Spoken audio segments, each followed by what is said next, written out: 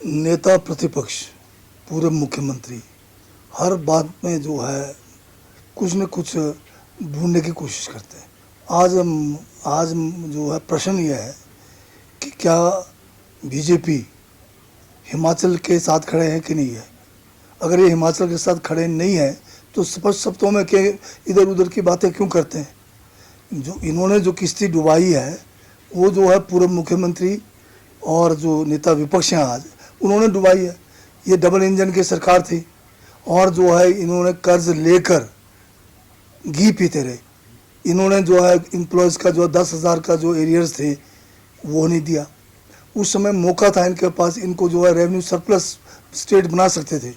इनको जो है जीएसटी का कंपनसेशन मिल रहा था, जो रेवेन्यू डेफिसिट ग्रांट है वो भी इनको पूरा मिला और सारी बातें इनके के फेवर में रहते हुए और उस समय डबल इंजन का लाभ ना उठा पाए और इनकी नालायकी के कारण हिमाचल पे 75,000 करोड़ का कर्जा छोड़ गए और हिमाचल को कंगाल करके चले गए और आज ये झूठ पे झूठ बोले जा रहे हैं।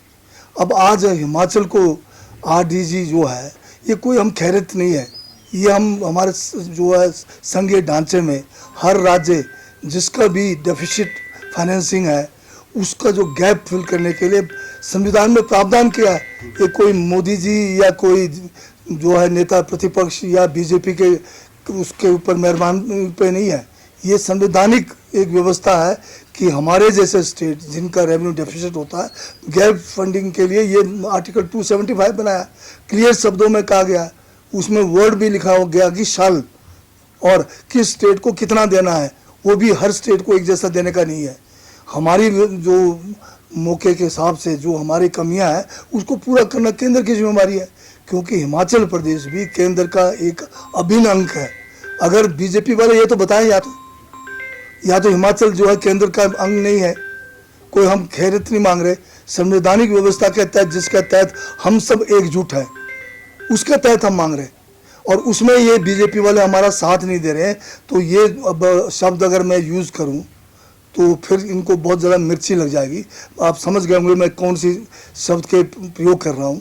जो साथ नहीं देते हैं, आज़ादी में साथ नहीं देते हैं, मुसीबत में साथ नहीं देते हैं, प्राकृतिक आपदा में साथ नहीं देते हैं, आर्थिक आपदा में साथ नहीं देते, वो क्या कहलाए जाएंगे। तो ये लोग जो है उस किस्म के लोग हैं जो हिमाचल के हितों के विरुद्ध चले हुए हैं।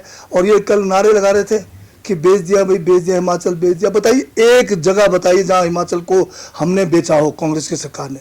बल्कि जब ये खुद मुख्यमंत्री थे 5,000 बीघा जो है कस्टमाइज्ड पैकेज के नाम पे 1 करोड़ रुपए में बिना रजिस्ट्री की वो जो है बड़े उद्योगपतियों को बेच दिया।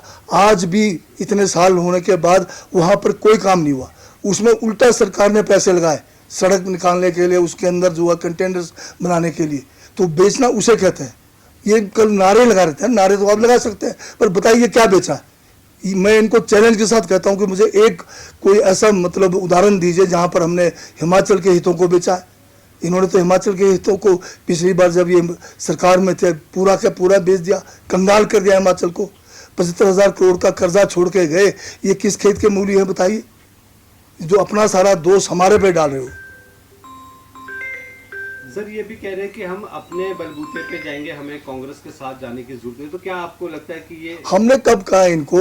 ये तो माननीय मुख्यमंत्री जी जो है बड़ा दिल रख के कह रहे हैं कि ये हिमाचल के हितों की बात है, आप पीछे ना रहो, आप भी साथ चलो। कल इतिहास में ऐसा ना लिखा जाए जब हिमाचल में भाजपा की ज़रूरत थी तो सिर्फ ये सत्ता सुख भोगने के लिए आता है। जब हिमाचल मुसीबत में है, हिमाचल आर्थिक संकट में, तब ये जो है पीठ दिखा के भागते हैं। कहीं आपके ऊपर ये बदनामी ना लगे इसलिए आपको साथ की बात कर रहे हैं। अगर आप जो है वहाँ पर जाके कुछ बात करते हैं, यहाँ पर आके कुछ बात करते हैं। और इसमें सबसे बड़ी बात यह है कि ये जो एक हमारा फेडरल सिस्टम है, जो हमारा जो एक संघीय ढांचा है, इसके ऊपर बहुत बड़ा खतरा मंडरा रहा है। इस किस्म की नीतियाँ अगर आएगी तो ये देश एक नहीं रह पाएगा। सबसे बड़ी चिंता उसकी हमें करने की ज़रूरत है। ये जो छोटे मोटे एलिगेशन बीजेपी वाले लगाते हैं ये तो वैसे ही मतलब इनकी आदत बन चुकी है।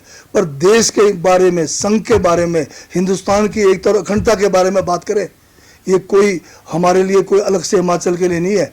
ये संविधान निर्माताओं ने इस देश को एक रखने के लिए, इसमें जो है राष्ट्र जो बना है हमारा, अलग अलग राज्य जो बने हैं, इनमें जो है हमारे अपने भाषा को लेकर, संस्कृति को लेकर जो पंडित जवाहरलाल नेहरू जी, सरदार वल्लभ भाई पटेल ने जो है हमें एक सबको मौका दिया कि चाहे वो जो साउथ के लोग हैं, चाहे नॉर्थ के लोग हैं, चाहे ईस्ट के लोग हैं, सबको अपने अपने राज्य बनाने का और उस राज्यों को भी वायबल बनाने के लिए, व्यवहारिक हो, आर्थिक रूप से व्यवहारिक हो, इसलिए आर्टिकल 275 में ये प्रावधान किया है।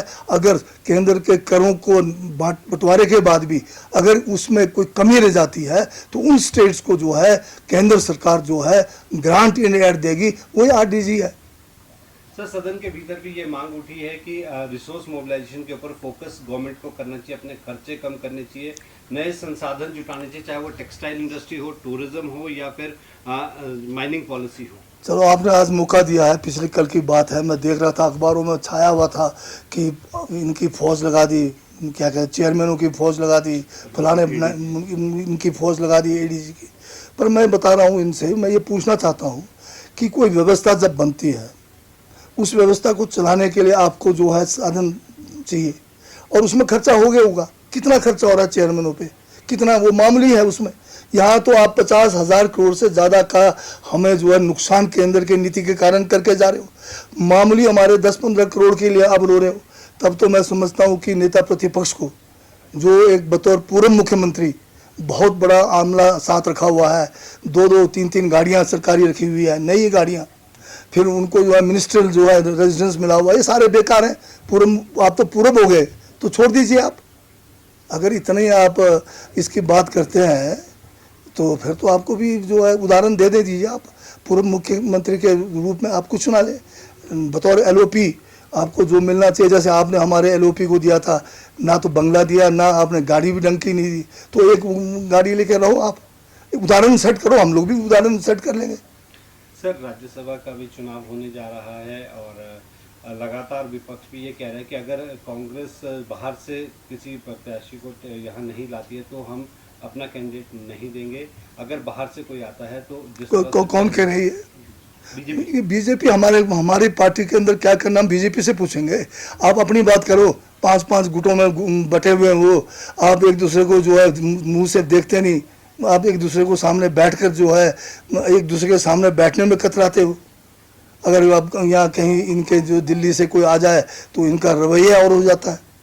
तो इनको अपने पास ही रखें अपना ज्ञान, हमें पता क्या करना है। सर, दिल्ली दौरा है, आप भी जा रहे हैं, मुख्यमंत्री भी आज जेएंडके के बाद दिल्ली रवाना होंगी, तो क्या कुछ रहेगा, कुछ विशेष? नहीं, दिल्ली में जो है संगठन को लेके, सरकार को लेके, आरडीजी को लेके बहुत सारी बातें हैं जिनके ऊपर वहाँ पर विचार विमर्श हाईकमांड से किया जाएगा।